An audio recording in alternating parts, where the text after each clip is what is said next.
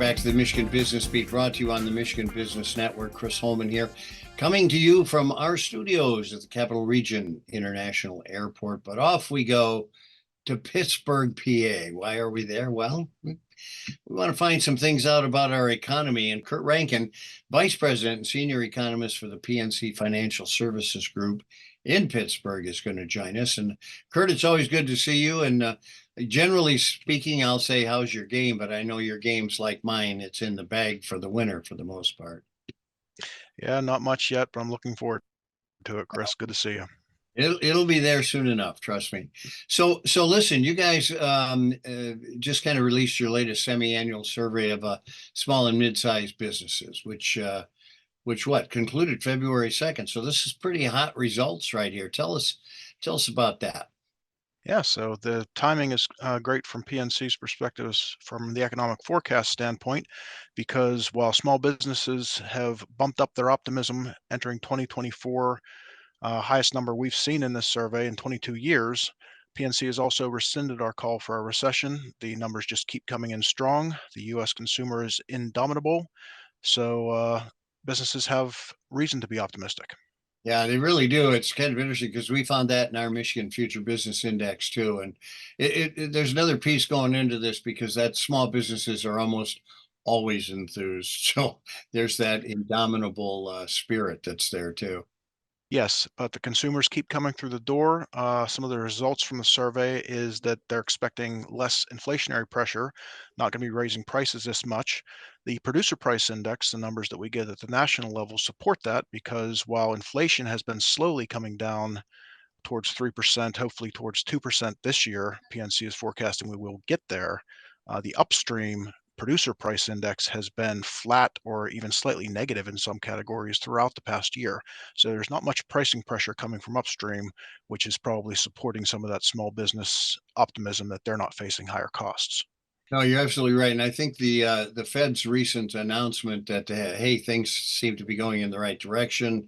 We won't bump. It doesn't look like we will too much in the future. I think that adds to that enthusiasm and handing on the price structure. Kurt, I've seen something, I think, in this last 10 months that I've never seen before, and that is the clerk saying to you, are you paying in cash or credit card? Because there's 3% more with credit card. Indeed. It's kind of bizarre, because you want to save Well, you. yes, anytime you're looking for cost savings, that is one potential, but I think credit card usage is so ubiquitous that that's going to be a tough sell. Passing those costs on to consumers is always an option, but we do still have credit card growth among households at a pace we've not seen since the late 1990s. One of the causes for concern why recession is not completely off the table, although PNC is forecasting a softer growth outlook as our base case, recession is still a possibility. One of the reasons we look at is we've got delinquency rates rising. They're now past higher than they were during the pandemic. They had hit a plateau from about 2017 to 2019, but they're now rising rapidly, suggesting that households are under distress. I'm thinking this might add to the rise of the Apple Pays and PayPals of the world, where the percentage is not quite as high. People may be moving to that, but you're right. When I saw credit card going up, all of a sudden you're seeing kind of artificial growth, actually. That is indeed one of the outcomes of 2023, when savings started to become exhausted. That excess savings number that we kept hearing about, households wanting to keep that party going, wanting to keep spending money, turned immediately to credit cards, especially among lower income households. So while wage growth is still strong and is now outpacing inflation, there is still a gap in living standards, how much prices have grown versus how much wages have grown throughout this inflationary period.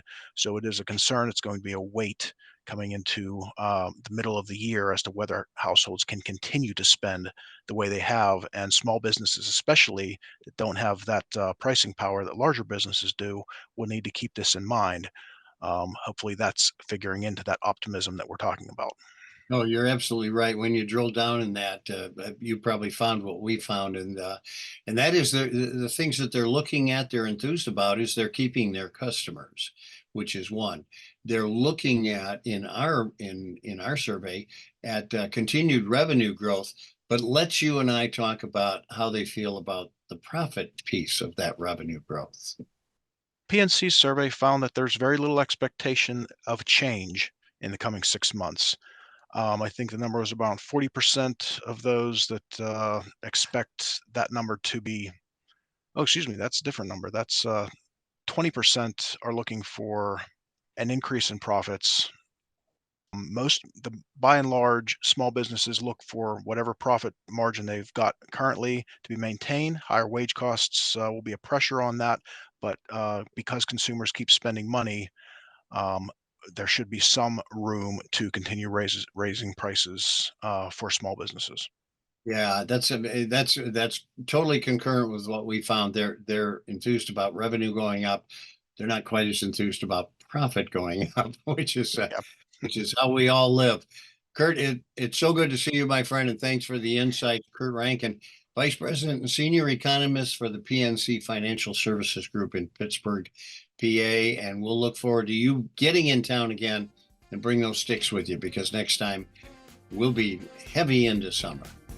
Look forward to it, Chris. Have a good day. All right, bud. Take care. You're watching the Michigan Business Beat on the Michigan Business Network. I'm Chris Holman.